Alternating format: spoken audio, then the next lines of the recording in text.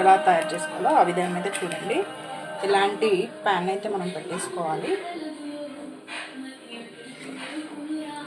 దీంట్లోకి మనం సరిపోని ఆయిల్ అయితే వేసేసుకున్నాం.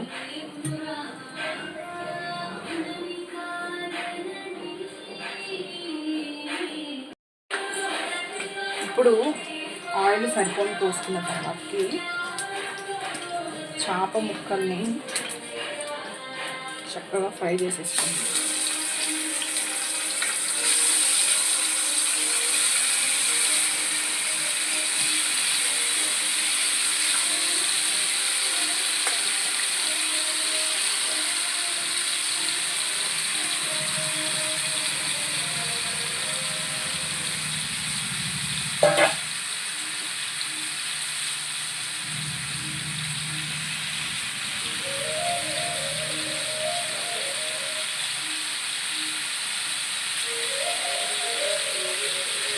ఇప్పుడు ఆనియన్స్, పచ్చిమిర్చి, ఉప్పు, కారం, పసుపు, కొంచెం గరం మసాలా పౌడర్ వేసేసుకొని చక్కగా పేస్ట్ చేసేసుకున్నాం వీటిని.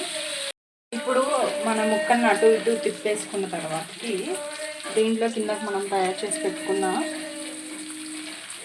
గ్రేవీని అయితే వేసేసుకున్నాం.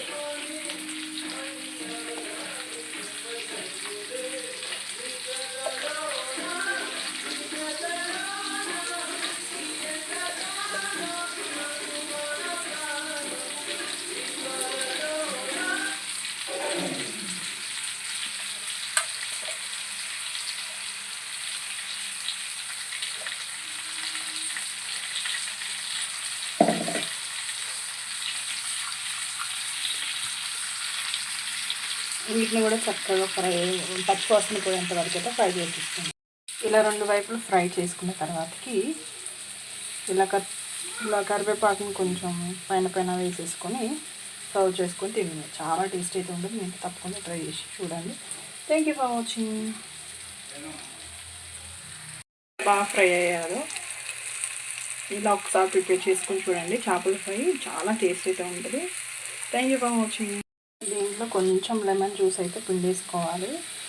అప్పుడు చాలా బాగుంటుంది. పుల్లగా చాలా టేస్ట్ అయితే ఉంటుంది.